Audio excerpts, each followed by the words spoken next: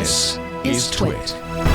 This is a fascinating bit of information, and it is all about what we call, apparently, Russian SIMs / encrypted SIMs / white SIMs. These are the secret SIMs used by criminals to spoof any number. And we have the senior staff writer for Vice, Joseph Cox, here to tell us all about them. Welcome, Joseph. Thank you for being here.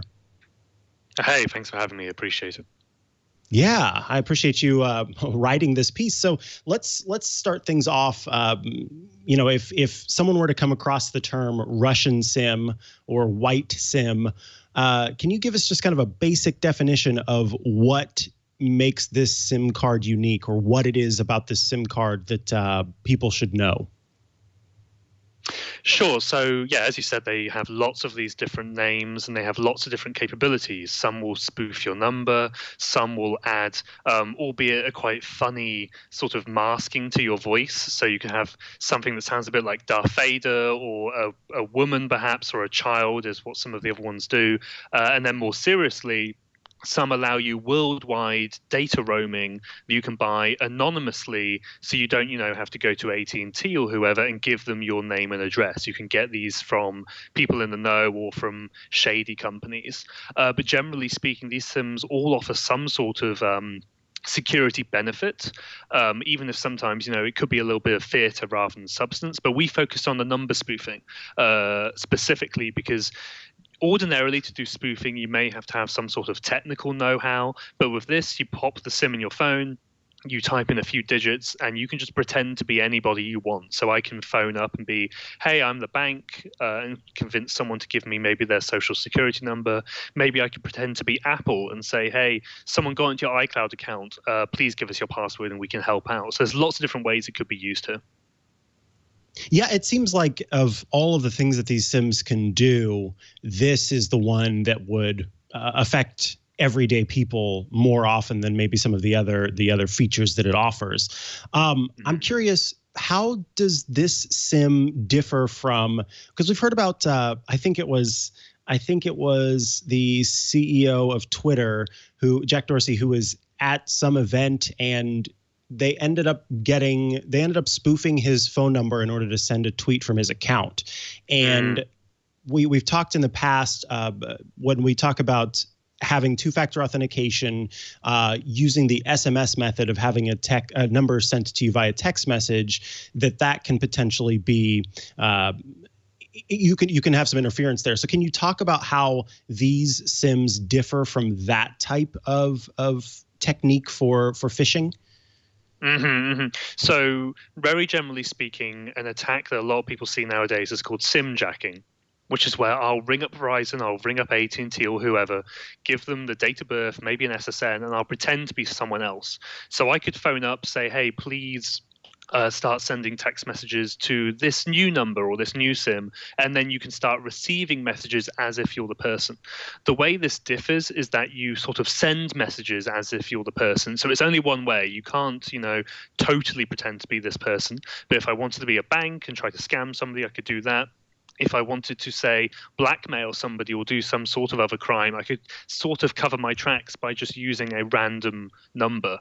And the way it very generally works on a high level is that the SIM will first communicate with a private server, allegedly overseas. This is where the name Russian SIM cards come from.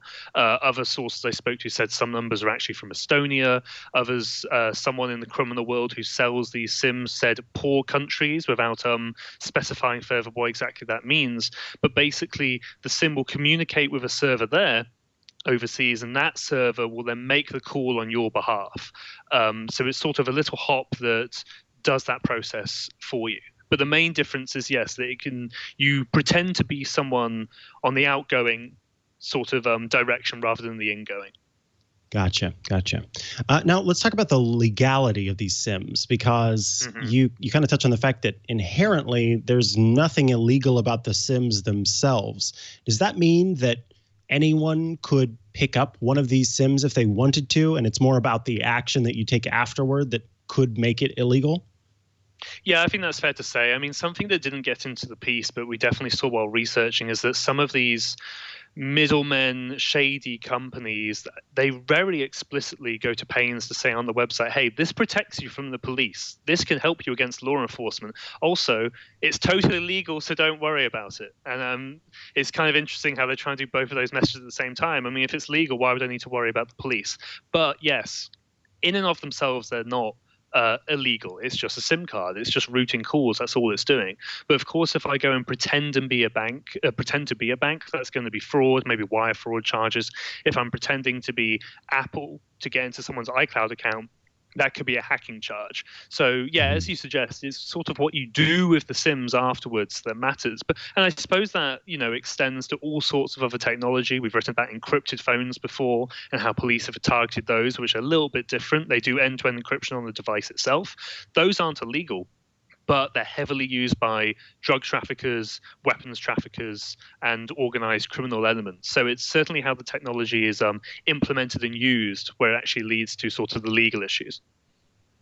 One of the things that surprised me in reading your article was how easy it was to come across the information regarding these SIMs. So you had YouTube videos that you saw and included some screenshots in the piece from a YouTube video showing how this works. That leads me to question, how aware is law enforcement and the police that it's supposed to be safe from and that kind of thing? How aware are they of these Russian SIMs, of these encrypted SIMs, and what do we know any of the techniques that they're using to kind of circumvent this technology?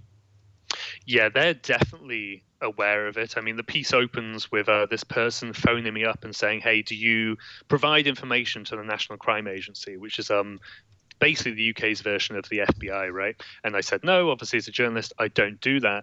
But it obviously shows that some of the people selling these tools are concerned about law enforcement. So then I did speak to the NCA itself, and they said, yes, they've seized these so-called Russian SIMs when they have arrested suspects. They didn't say, we arrested the people because of the SIMs. It was more that during an investigation of a crime, criminals were using it, and then they picked them up as well. So law enforcement are definitely on it.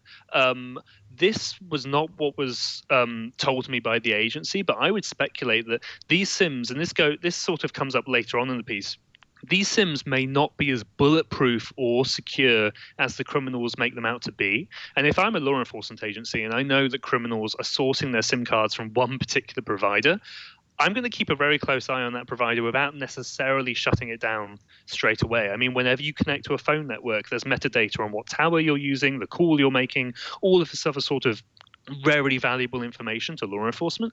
If I was investigating an organized crime gang and I knew they were using these Russian SIMs, I wouldn't maybe shut it down immediately. And I think it may be a double-edged sword where, yes, sure, you could spoof your number, you could, mask your voice with a SIM card, but this could also help identify you to law enforcement as well, potentially.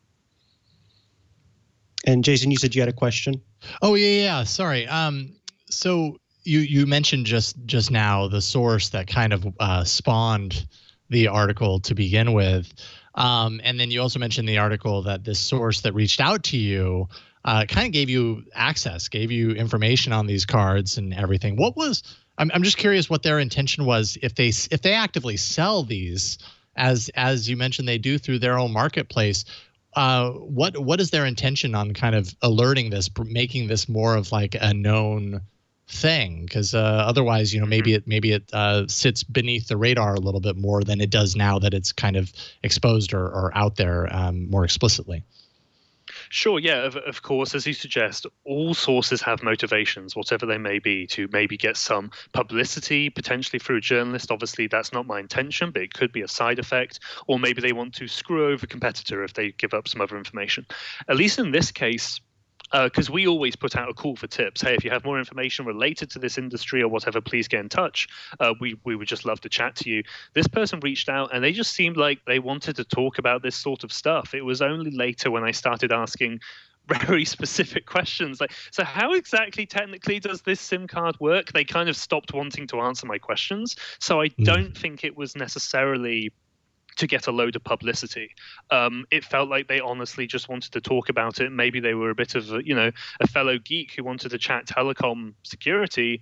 I don't know whether they regretted it or not, but sometimes sources just want to do that, But yeah, this person wouldn't answer all of my questions, so I don't think it was straight up. Let's talk to a journalist to get PR sort of thing. I think there were reservations about it, actually. Yeah.